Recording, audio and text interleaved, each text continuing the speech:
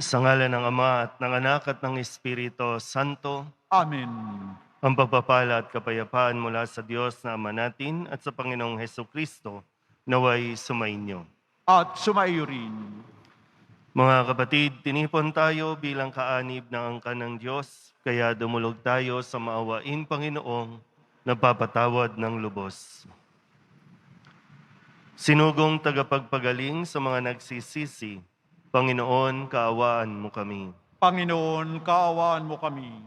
Dumating na tagapag-anyayang mga makasalanan ay magsisi, Kristo, kaawaan mo kami. Kristo, kaawaan mo kami. Nakaluklok ka sa kanan ng Diyos Ama para ipamagitan kami.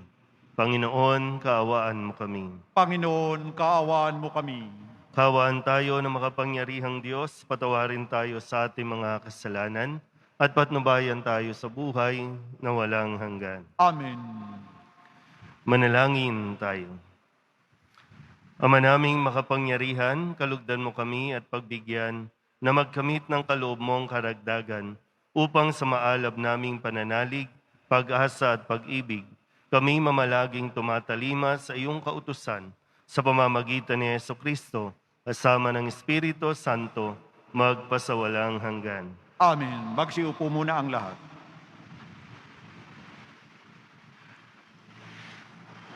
Pagbasa mula sa aklat ni Propeta Mikas. Patnubayan mo ang iyong bayan, Panginoon, ang bayan na iyong hinirang. Nag-iisa siya sa gitna ng matabang lupain. Bayaan mo silang manirahan sa magandang pastulan ng Basan at Galaad.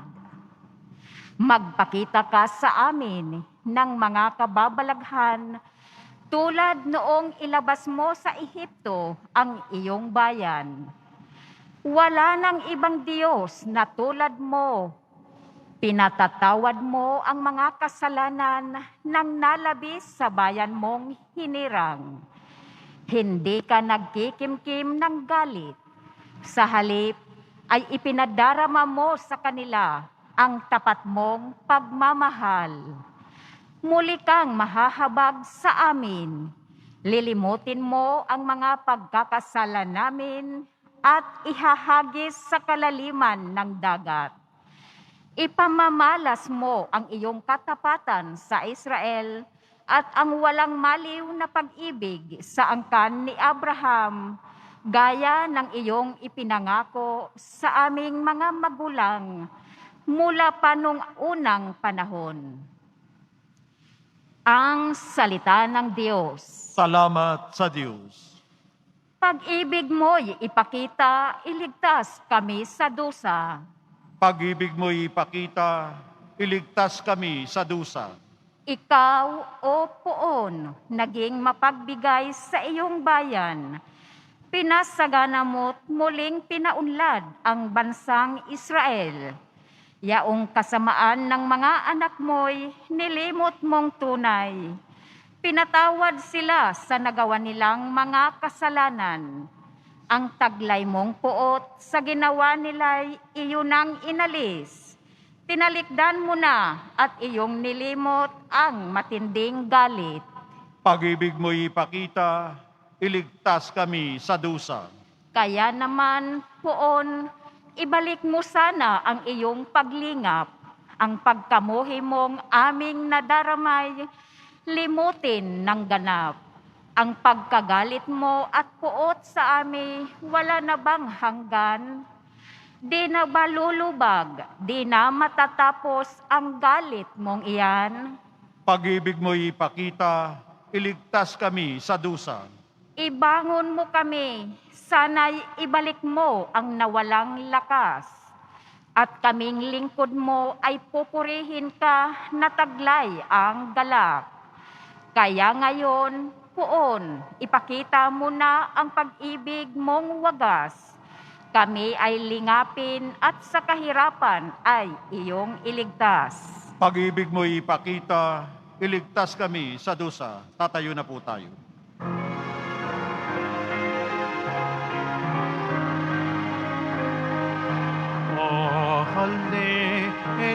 Hallelujah,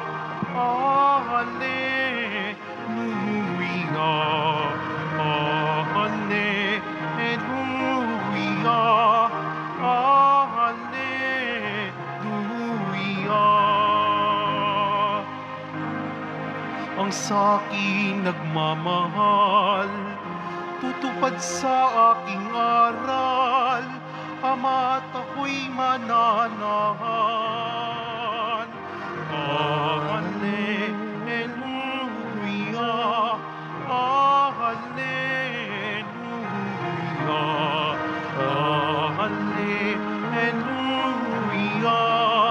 Alleluia.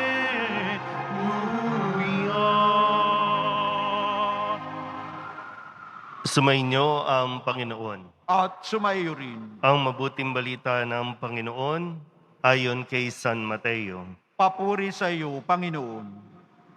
Noong panahong iyon, samantalang nagsasalita pa si Jesus, dumating ang kanyang ina at mga kapatid. Naghihintay sila sa labas at ibig siyang makausap.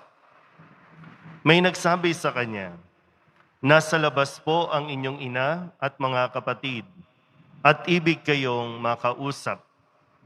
Ngunit sinabi ni Jesus, "Sino ang aking ina at sino-sino ang aking mga kapatid?" Itinuro niya ang kanyang mga alagad at sinabi, "Ito ang aking ina at mga kapatid. Sapagkat ang sinumang sumusunod sa kalooban ng aking amang nasa langit, ang siya kong ina at mga kapatid." Ang mabuting balita ng Panginoon. Pinupuri ka namin, Panginoong Hesukristo. Magsiupo muna tayong lahat. Isang magandang araw po sa inyong lahat.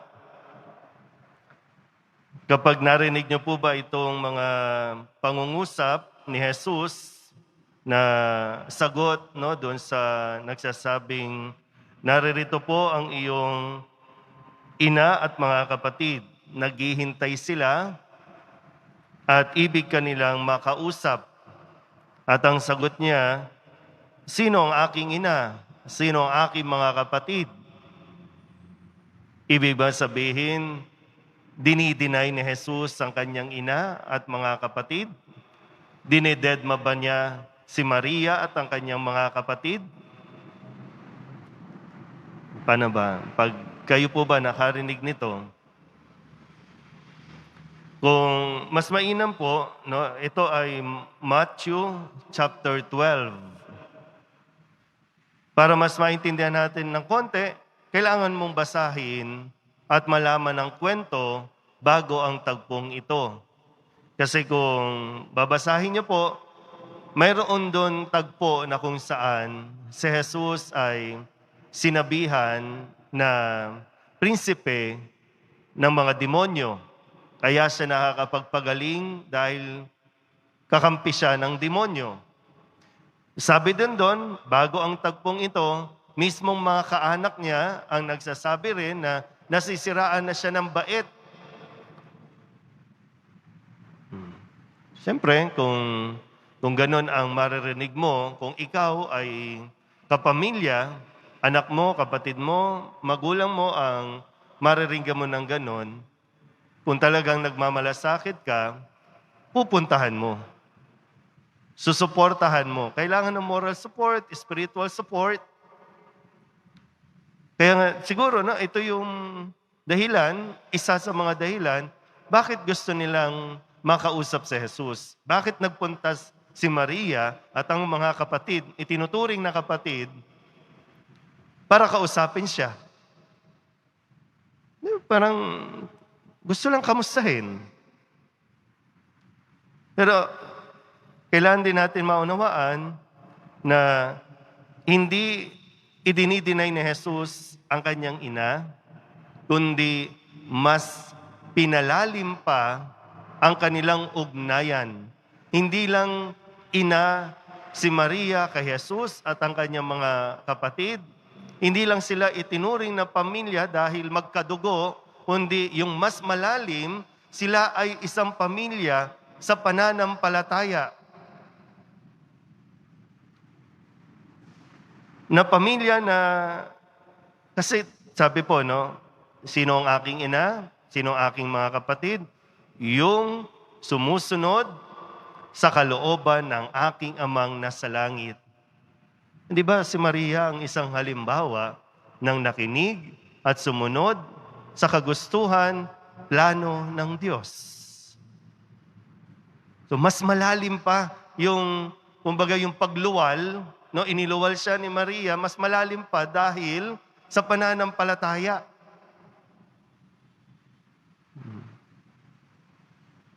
Sige, tingnan natin ngayon sa konteksto na sa panahon natin ngayon, kamusta ang mga pamilya? Mga pamilya na pag may kailangan lang, doon lalapit. Pag may kailangan lang, doon ihingi. O pag may hihingiin sa magulang, sa kapatid, doon lang makakaalala. Kasi pamilya. Kasi dapat suportahan. Yan nagiging mababaw. Kapag nakakapag-provide ang magulang, no, pa, ma, pahingi naman pambili ng bagong gadget. Kapag naibigay, kapag naipadala ng mga OFW, ng mga magulang sa kanilang anak, wow, the best parents ever. Pero kapag hindi nakakapag-provide, hindi na ibibigay yung mga luho, wala silang kwenta. So, tingnan natin, no? Kasi baka nagiging mababaw yung relasyon natin bilang pamilya. At ang isang pamilyang malayo sa Diyos, hindi nakikinig sa Diyos, mahina ang pananalig sa Diyos, magwawatak-watak talaga ito.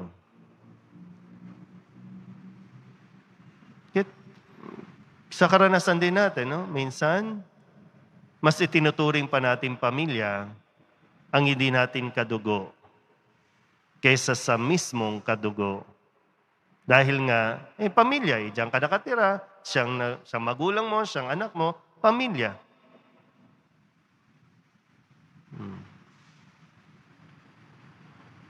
Nawa po, no, sa ating lahat, tayong lalo pang nakakapagsimba, pag nilayan natin, no, ng mabuti, ano ba nangyayari sa atin? Sabi naman ni Kristo, no, may mga panahon na kailangan mong manindigan, may mga panahon na kailangan mong pumili, na minsan kahit ang pamilya kailangan mong bitawan kung sila ay nagiging daan para ikaw ay mapalayo sa Diyos. Kaya nga sabi, no, ang ama laban sa anak, ang anak laban sa ina, sa ama, dahil ang higit na kailangan nating sundin ay ang Diyos. Ang taong may pananalig at sumusunod sa Diyos, kayang-kayang maging isang pamilya. So, hindi lahat ng pamilya sumusunod sa Diyos. Amen. Magsitayo po tayo.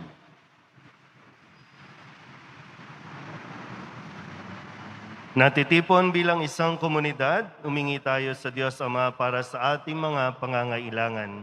Ang ating pong itutugon, Ama, sa ngalan ng iyong anak, basbasan mo kami.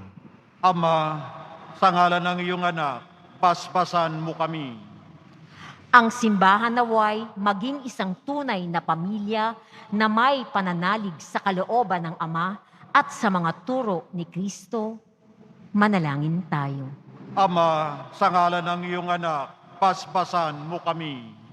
Ang mga pinuno ng pamahalaan naway huwag magpasa ng mga batas na labag sa ating pananampalataya at moralidad. Manalangin tayo. Ama, sa ngalan ng iyong anak, basbasan mo kami. Ang mga pamilya naway maging tunay na magkakapatid sa turing sa pamamagitan ng kanilang pagmamahal sa isa't isa ayon sa kalooban ni Jesus. Manalangin tayo. Ama, sa ngalan ng iyong anak, basbasan mo kami. Ang mga nagdurusa naway pakitaan natin ng pagkalinga sa anumang paraan upang mapagaan ang kanilang dinadala at matulungan silang patuloy na magtiwala sa Diyos. Manalangin tayo. Ama, sa ngalan ng iyong anak, basbasan mo kami.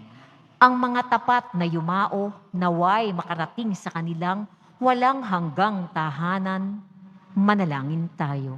Ama, sa ngalan ng iyong anak, basbasan mo kami.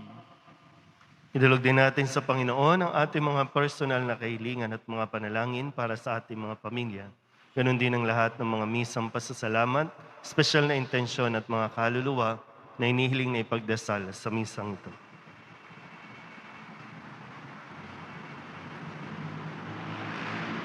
Ang lahat ng ito inihiling namin sa ngalan ni Kristong aming Panginoon. Amen. Magsiupo po muna tayo.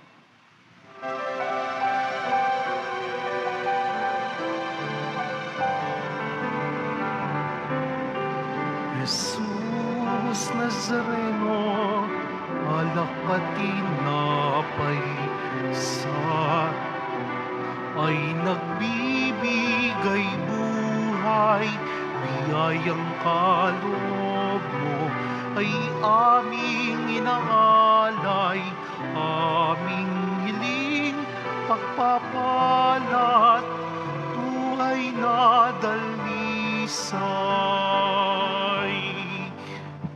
Magsitayo po ang lahat. Manalangin kayo mga kapatid upang paghahain natin ay kalugdan ng Diyos sa mga makapangyarihan. Tanggapin nawa ng Panginoon itong paghahain sa iyong mga kamay, sa kapurihan niya at karangalan, sa ating kapakinabangan at sa buong sambayanan niyang banal. Ama naming lumikha, lahat ng iyong mga paghahaing ipinag-utos noong araw ay iyong pinagtibay sa isang haing hantungan ng tanan. Tanggapin ang ginaganap ngayon ng iyong mga lingkod at basbasan mo ito ng kabanalang gaya ng iyong kaloob sa mga alay ni Abel na lubha mong ikinalugod, upang ang mga handog ng bawat isang nagbigay para sambahin ang banal mong ngalan ay magkamit ng karagdagan mong kasiyahan sa pamamagitan ni Jesucristo kasama ng Espiritu Santo magpasawalang hanggan. Amen. Sumainyo ang Panginoon. At sumaiyo rin. Itaas sa Diyos ang inyong puso at diwa. Itinaas na namin sa Panginoon. Pasalamatan natin ang Panginoong ating Diyos. Marapat na siya ay pasalamatan.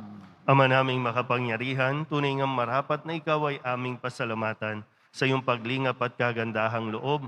Ang tao'y nilikha mo at pinangasiwa sa sansinukob. Sa hangad mong siya'y iwastong lubos, siya'y pinagdusa mo sa kanyang pagtalikod. Sa iyong paggiliw, iyong ipinahintulot na makabalik siya sa pamamagitan ni Kristo Jesus. Kaya kaysa ng mga anghel na nagsisiawit ng papuri sa iyo, nang walang humpay sa kalangitan, kami nagbubunyi sa iyong kadakilaan. Santo, Santo, Santo, Panginoong Diyos ng mga hukbo, napupuno ang langit at lupa ng kadakilaan mo, o sana sa kaitaasan. Pinagpala ang naparirito sa ngalan ng Panginoon, o sana sa kaitaasan. Magsiluhod po ang lahat. Ama naming banal, ikaw ang bukal ng tanang kabanalan. Kaya't sa pamamagitan ng iyong Espiritu, gawin mong banal ang kaloob na ito upang para sa aming maging katawan at dugo ng aming Panginoong Hesukristo. Bago niya pinagtiis ang kusang loob na maging handog, inawakan niya ang tinapay, inasalamatan kaniya, pinaghati-hati niya iyon, iniabot sa kanyang mga alagad at sinabi, tanggapin ninyong lahat ito at kanin, ito ang aking katawan na ihahandog para sa inyo.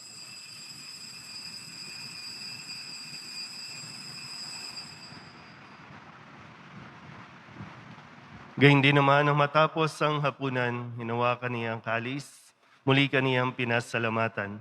Iniabot niya ang kalis sa kanyang mga alagad at sinabi, tanggapin ninyong lahat ito at inumin. Ito ang kalis ng aking dugo, ng bago at walang hanggang tipan. Ang aking dugo na ibubuhos para sa inyo at para sa lahat, sa ikapagpapatawad ng mga kasalanan. Gawin ninyo ito sa pag-alaala sa akin.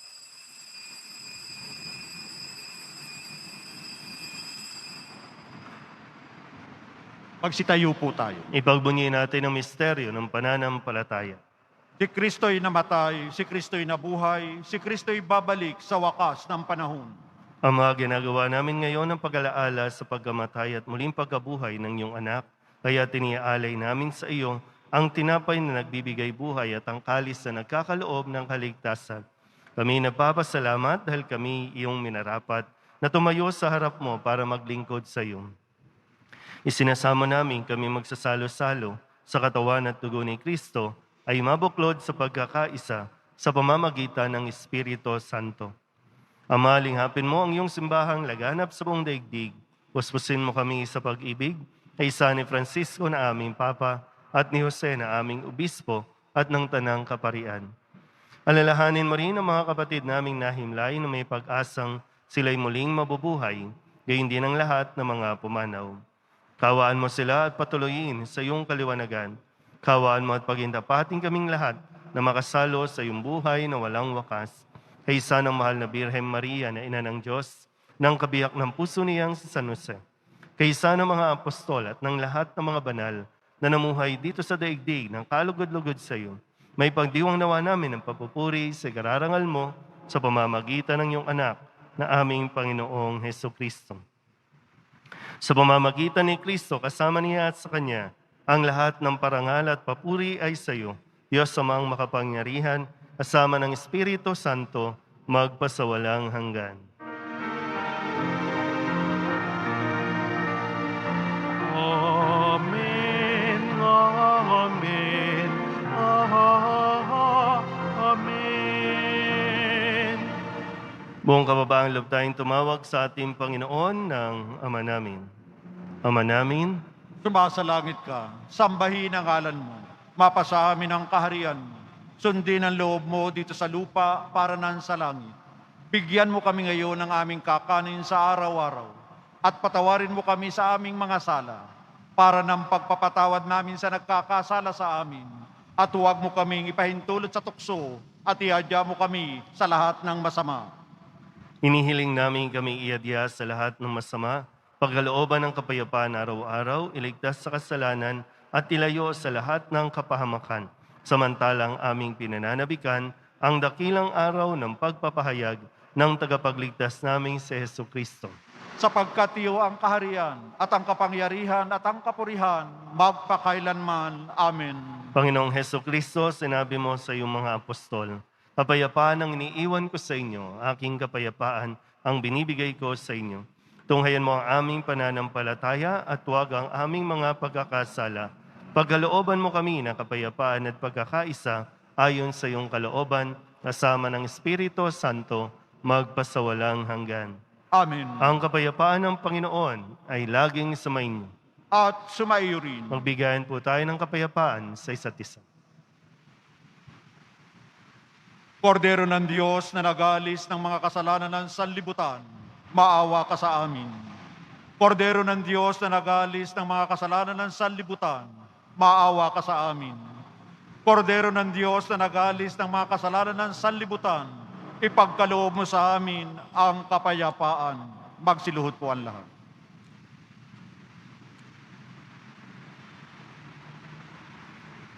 Ito ang kordero ng Diyos. Ito ang nag-aalis ng kasalanan ng sanlibutan. Mapalad ang mga inaanyayahan sa kanyang piging. Panginoon, hindi ako karapat-dapat na magpatuloy sa iyo. Ngunit sa isang salita mo lamang ay gagaling na ako. Katawan ni Kristo, Amen.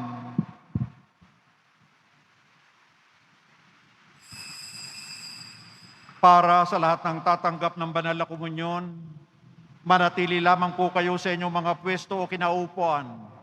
Huwag na po kayong alis o lilipat ng lugar. Ang pari at mga lay minister po ang mag-aabot sa inyo ng komunyon upang maiwasan ang inyong pagdidikit-dikit. Sumunod po tayo. Maraming salamat po.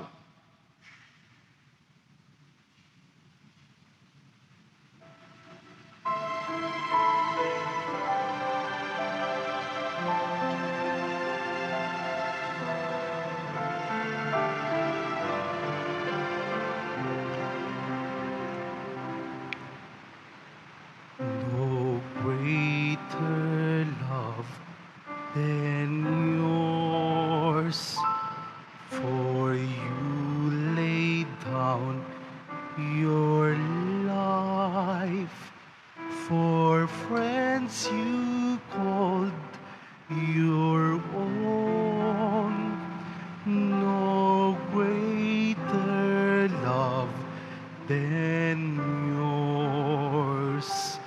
No greater love than yours.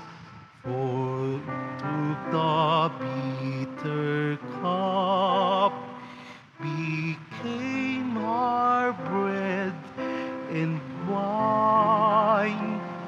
No greater love than yours.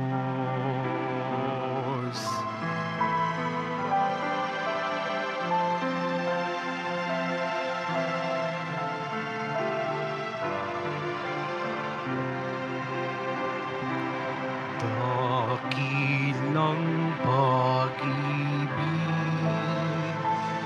walang nang daraig, handang magalay buhay, laan sa kaibigan. Inako mo ang kalis, tinapay ka ng buhay, alak ng kaligtasan, dakilang pag-ibig. Mga paalaala sa mga nagsisimba. Pinaalalahanan ng lahat na huwag maging kampante sa banta ng COVID-19. Bagkus, dapat nating ipagpatuloy ang tamang pagsunod sa minimum public health standards sa ilalim ng Alert Level 1. Paalaala ng kagawaran ng kalusugan na laging magsuot ng best fitted face mask at kung maaari, manatili sa well-ventilated na mga lugar. Sa oras na makaramdam ng sintomas, agad na mag-isolate. Para sa dagdag na proteksyon laban sa banta ng COVID-19, agad-agaran na tayong magpabakuna at booster. Pagkatapos ng misa, wiwisikan po ang lahat ng banal na tubig. Pinakikiusapan ng lahat na manatili lamang muna sa inyong mga lugar o kinauupuan. Pagkatapos ng pagwiwisik, mangyari lamang na maupo muna ang lahat ng nasa loob ng simbahan at hintayin banggitin ang grupo ng kulay ng inyong inuupuan bago po kayo lumabas ng simbahan. Tanging sa Quezon Boulevard lamang ang labasan ng lahat. Panatilihin natin ang physical distancing sa bawat isa. Sumunod po tayo. Maraming salamat po sa inyong pagdalaw at pagsisimba sa Basilica Minor ng Itim na Nazareno. Tumayo po tayong lahat. Manalangin tayo. Ama naming mapagmahal, manatili kang kapiling ng iyong sambayanan na ngayon pinapakinabang mo sa iyong sariling buhay at gawin mong kami pasulong na makahakbang mula sa dati naming pagkamakasalanan patungo sa pagbabagong nagdudulot ng iyong kabutihan sa pamamagitan ni Jesucristo kasama ng Espiritu Santo magpasawalang hanggan. Amen. Sumainyo ang Panginoon. At sumayo rin. Manalangin tayo para sa pagbabasbas. Mahal na pong Jesus Nazareno, inihayag mo sa pamamagitan ng krus ang walang maliw na pag-ibig ng Diyos sa sangkatauhan. Pakinggan mo ang kahilingan ng iyong angkan na nagsusumamo sa iyo. Makamtanawa nila ang iyong katugunan at tanggapin ang kasagutan na may utang na loob na tinatanaw. Basbasan din po ninyo mga dala-dala nilang mga imahin at dasalan at lahat ng mga may karamdaman. Sa pamamagitan ng bendisyon na ito naway maalala nila mga pangako nila noon sa binyag na ikaw ang kanilang ibigin at pagdilingkuran bilang Panginoon magpasawalang hanggan. Amen. At papalain kayo ng makapangyarihang Diyos, Ama at Anak, at Espiritu Santo. Amen. Umayo kayong taglay ang kapayapaan ng Poong Jesus Nazareno. Salamat sa Diyos. Magandang umaga po.